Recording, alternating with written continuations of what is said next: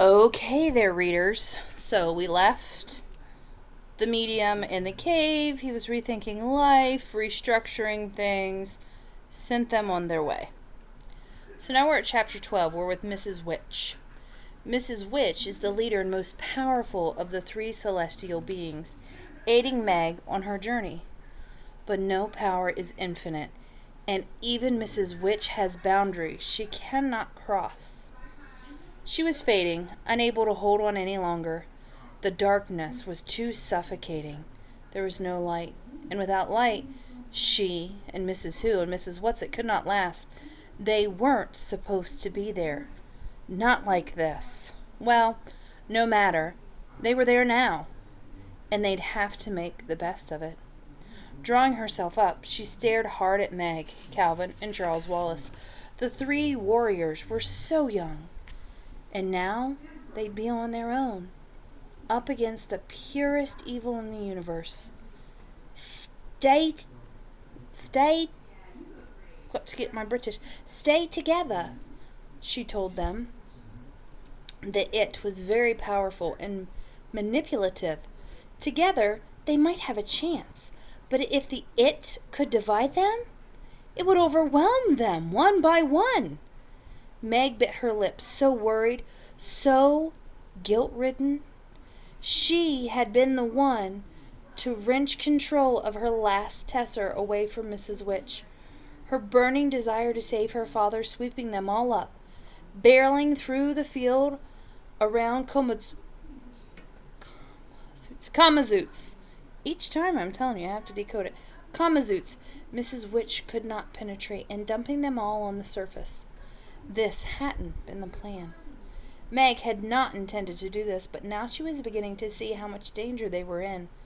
But she didn't know the half of it. If only Mrs. Witch could show Meg how strong she really was, how amazing and resilient. Meg just needed to accept herself as she was, and not try to conform. Oh, how the it might be able to tempt her. Meg wanted to belong. She wanted to be liked, even though her differences were what made her so incredible. Reaching out his hand, Calvin rested it on Meg's shoulder. He was a sweet boy, and so trusting, always looking for the best in others. She hoped the it wouldn't sink its tentacles into him, sucking him into the toxic thoughts the it blasted into the universe. To see him poisoned like that would hurt Mrs. Witch, although she wouldn't be there to see it. The air around her was harder to breathe, and the planet was trying to force her away. With her last strength, she fixed her gaze on Charles Wallace. His mind was unique for a human in its perspectives, but that sensitivity and ability to read others would be something the it would covet for itself. The it would want him most of all. Why, Charles Wallace's soul was pure, full of love for his family. There were still weaknesses there. A bruise for never having actually known his father, for the abandonment at so young an age, and for his his supreme confidence in himself, combined with his intelligence, could be a liability.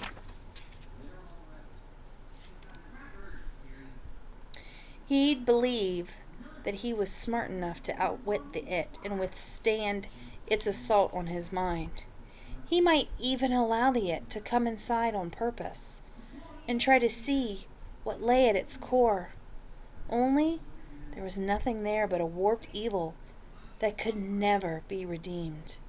Mrs. Witch had grappled closely with the it herself, and was certain the it was not something that could be reasoned with or fixed. There was no bringing the it to the light. Invisible hands tore her apart as Mrs. Witch began to dissolve, her being dissipating into particles. At her last moments on Kamazoots, she willed the three children to resist the it with all their hearts. She was everywhere, but nowhere. Her essence scattered as she was pulled through the dark fog around the planet.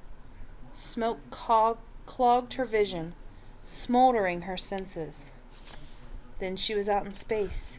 The weight lifted from her. Stars beamed a welcome to her, filling her with their light. Slowly the pieces of her stitched back together, and at her side Mrs. Who and Mrs. Whatsit were reborn as well.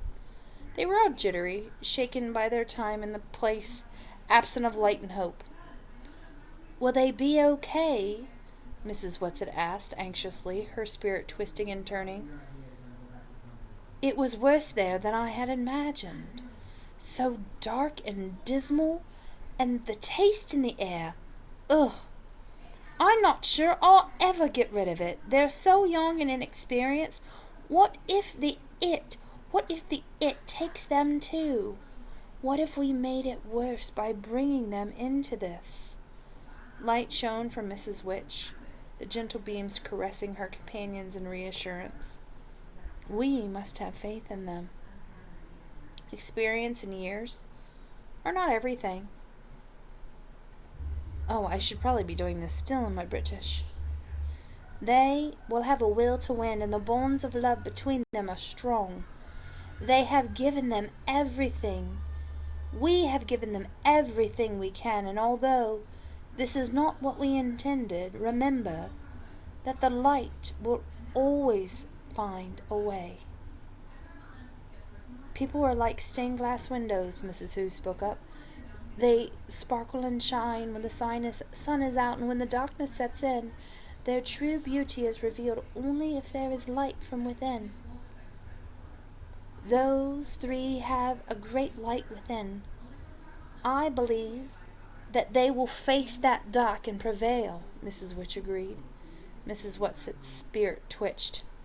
"Is there nothing else we can do?" she fretted. "They have so much light in them, and I've never felt anything like that place." A shudder ran through her. "All we can do now is wait and watch," Mrs. Witch said gently. "When a train goes through a tunnel and it gets dark, and you don't throw away the ticket and bump off, you just sit still and trust the engineer. Tin Boom Dutch," Mrs. Who proclaimed. She gathered her spirit close like a quilt. Mrs. Witch studied her, a feeling of warmth blossoming within. "Why don't we go somewhere else and wait?" she suggested. Mrs. Who brightened at the mention of her former home. The planet was close by and would be a good place to bring the children and Mr. Murray to recover once they broke free of the it.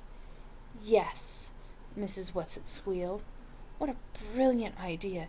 You were always so wise, Mrs. Witch." Mrs. Who, Mrs. Witch, and Mrs. Whatsit linked energies. Colored lights swirled around them, looking at the dark. A hulking shape of Camazoots before them. Mrs. Witch whispered, "We shall see you soon, warriors." And tomorrow, we travel to meet Aunt Beast. I cannot wait. All right, Bobcats, I will be seeing some of you today for our conferences. Remember, they're going to be short. It's not going to be super long. We're going to talk about your summer goals. I'm going to talk about the goals I have for you. And we're going to talk to your parents about goals that they might think about having for you. And I can't wait to share those with you. I'll see you guys soon.